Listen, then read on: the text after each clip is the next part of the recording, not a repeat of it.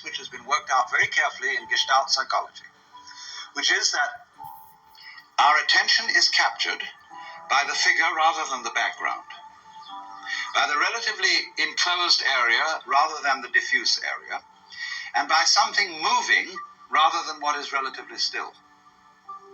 And to all those phenomena that in this way attract our attention, we attribute a higher degree of reality than the ones we don't notice. That's only because, for the moment, those are more important to us. Consciousness, you see, is a radar that is scanning the environment to look out for trouble, just in the same way as a ship's radar is looking for rocks or other ships. And the radar, therefore, does not notice the vast areas of space where there are no rocks, no other ships. So in the same way, our eyes, or rather the selective consciousness behind the eyes, only pays attention to what we think is important. I am at this moment aware of all of you in this room, of every single detail of your clothing, of your faces, and so on, but I'm not noticing it all.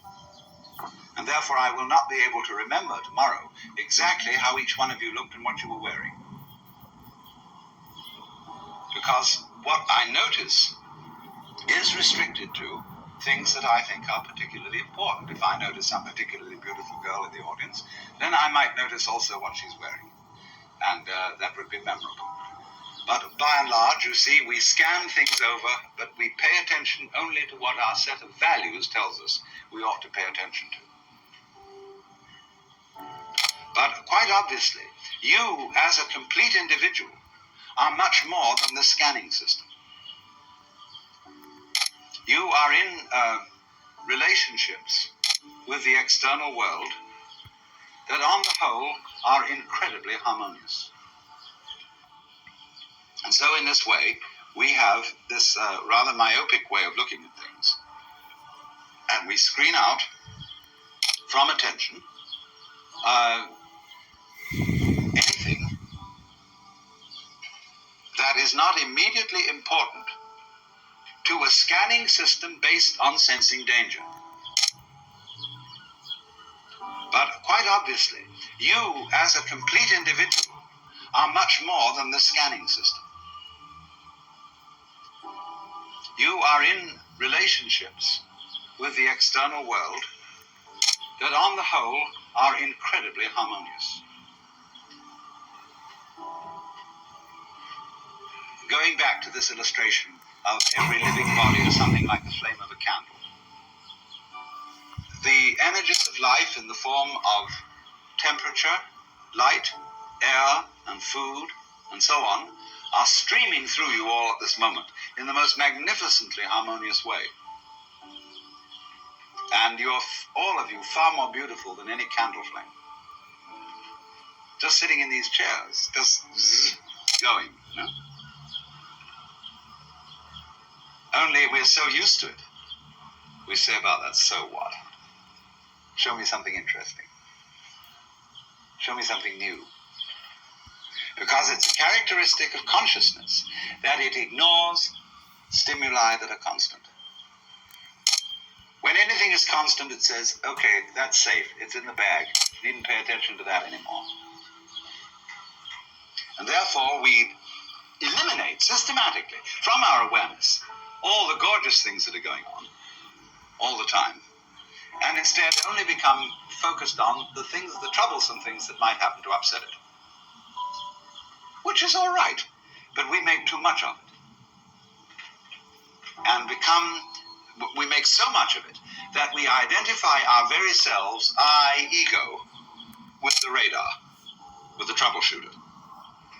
And that's only a tiny fragment of one's total being. So that if you do become aware that you are not simply that scanning mechanism, but you are your complete organism, then very swiftly, in turn, as a consequence of that, you become aware that your organism is not the way you think about it when you look at it from the standpoint of conscious attention, from the standpoint of the ego. From the standpoint of the ego, your organism is your kind of vehicle, your automobile in which you go around. But from a physical point of view, your organism is again like the candle flame or the whirlpool. It is something which is a continuous patterning or activity of the whole cosmos. The key idea here is pattern.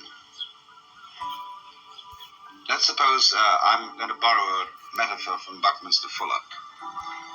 Suppose we have a rope, and one section of this rope is made of manila hemp. The next section is cotton. The next section is silk. The next section is nylon, and so on. Now we tie a knot in this rope. Just an ordinary 1/over knot. You find by putting your finger in the knot, you can move it all the way down the rope. Now, as this knot travels, it's first of all made of manila hemp, it's then made of cotton, it's then made of silk, it's then made of nylon, and so on. But the knot keeps going on. That's the integrity of pattern, the continuing pattern, which is what you are. Because you might, for several years, you might be a vegetarian, and you might be a meat eater, and so on, and your constitution changes all the time, but your friends still recognize you, because you're still putting on the same show. It's the same pattern. That is the recognizable individual. But we are trained in our language. The very structure of the language we talk deceives us into